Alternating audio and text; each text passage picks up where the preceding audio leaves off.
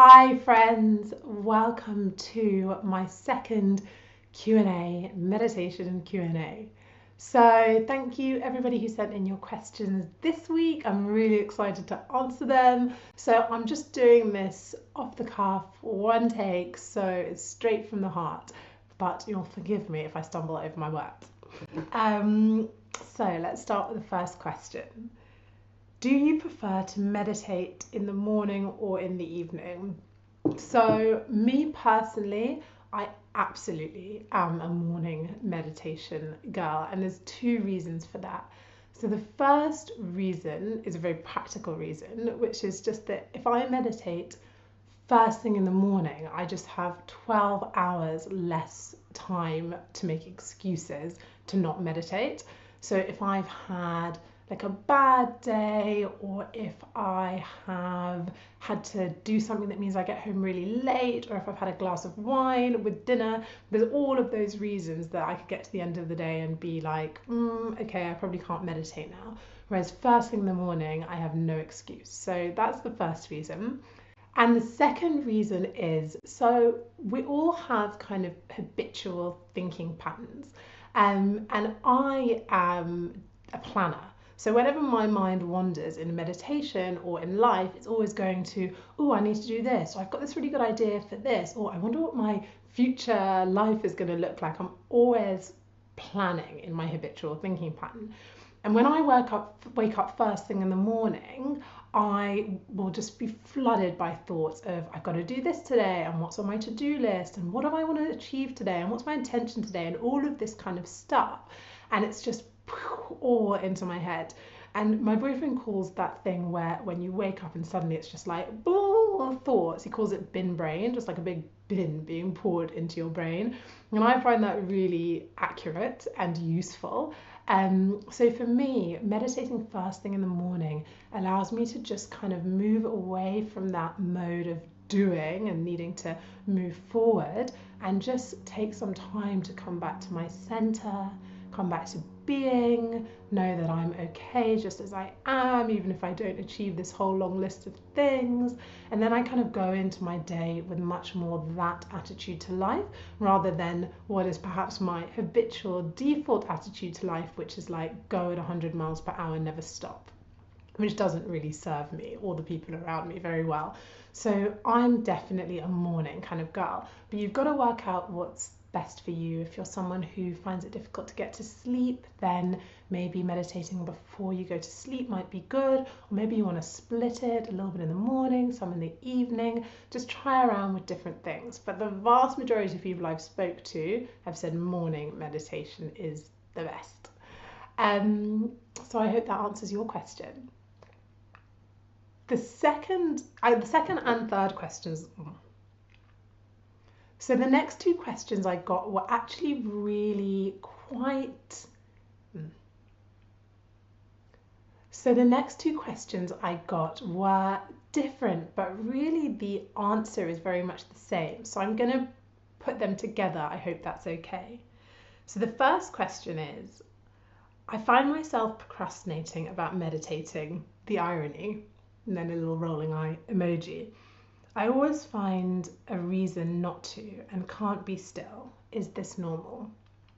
And then the other question was, consistency is what I'm struggling with, just keeping it up. I've done 2, skipped 1, and about to do 1 today. I'm annoying me. So I want to answer that question in 2 parts. So first of all, kind of the more fundamental answer to that question. And then second of all, I'm going to give you something practical to take away. So in both of those questions, what I'm hearing is I'm feeling like I should be doing all of this kind of meditation, and I'm not doing it. So therefore I'm either annoyed with myself or I'm questioning whether I'm normal. First of all, what I would say to you is you are absolutely normal. There is nothing wrong with you. You're okay. Every single person who's tried to start a meditation practice has not kept it up consistently in the beginning or years later. I sometimes don't meditate as much as I intend to, as much as I want to. So really knowing that there's nothing wrong with you and it is normal. Secondly, This amazing spiritual teacher called Jeff Foster, who I follow, has this talk where he says, you can't get to a yes with a no. And what I think he's saying in relation to meditation is, when we meditate, or why we meditate, is to feel more peaceful, calmer, happier, more at one with ourselves, feel good within ourselves. And yet often meditation just becomes another place for us to criticize ourselves or say that we aren't doing it well enough or get annoyed with ourselves. So we're trying to feel more peaceful and happy by being pissed off with ourselves. So he says you can't get to a yes with a no. And what I say is like trying to get all the benefits from meditation by being annoyed with yourself for not meditating is like trying to get a tan by sitting in a fridge. It's not possible. So the first thing you need to do if you find you're not meditating as much as you want to and you're getting annoyed with yourself is use that as an opportunity to be compassionate to yourself. Use that as the practice. So you wake up, you've missed a meditation and you hear the critical voice, oh, I should have done more meditation, I'm not good enough. Stop, take a breath, use that self-compassion break. You know, oh, this is painful, but everybody feels like this, so I'm going to be kind to myself. So actually not meditating as much as you should be and then getting annoyed with yourself is an amazing opportunity to practice meditation, because meditation doesn't have to be sitting in stillness and silence. It can be those moments where you just see your mind going down a wormhole, notice it, and then come back to your center. So first of all, don't be annoyed with yourself and use this as a practice to be compassionate with yourself. Obviously, that's easier said than done, so I'm going to give you something practical to do as well. So first of all, whilst I absolutely believe that you can't criticize yourself into a regular meditation practice, you can inspire yourself. So for me, whenever I find myself falling off the wagon with my meditation practice, I will really take a moment to connect to what is at stake here. Why am I doing this? So I will sit down and I will say, do I want to live a life where I'm stressed and panicked and anxious and unable to control my thoughts and unable to control my reactions and saying things that I regret? Or do I want to live a life that is peaceful and calm and full and where I love myself? And I'll just ask myself, okay, if I don't meditate, what is at stake here? And that for me inspires me to stick to it. And then the super practical thing to do is, I read somewhere that if you put in your diary where you're going to do something and what time you're going to do it, then you're 3 times more likely to do it.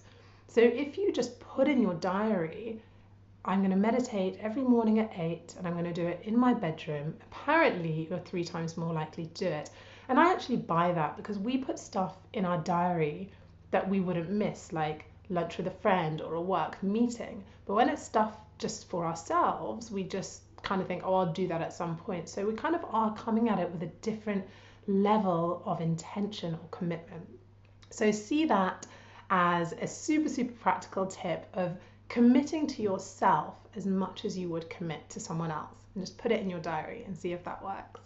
So those are my answers to your questions for this week. I really hope they were useful. If you have any follow-up questions, pop them in the comments below. If you found this video useful, please also pop that in the comments below, and just let me know what's useful and what's not, so I can keep making stuff that is helpful. Next week, we're going to be moving on to affirmation-based meditation. So this can feel really weird and awkward to people, because we're sitting and just saying kind or positive or inspiring things to ourselves. And especially for my British people doing this challenge, it can feel particularly kind of weird and cringe and cheesy. But if you feel that, what I would urge you to do is just give it a chance and sit with it. A while ago, I was finding it really cringe to do affirmations. And then I had this thought where I thought, I've been criticizing myself my whole life, and that hasn't worked. So maybe I should just try speaking positively to myself. Even if it feels weird and cringe, there's probably a reason that so many people do this. And when I got to that place and just gave it a chance, it all changed. And it really, really has served me super well in some of my darkest days. So I really hope you give it a chance and that it's good for you too. Let me know how you get on, and I can't wait to see you in your inboxes tomorrow.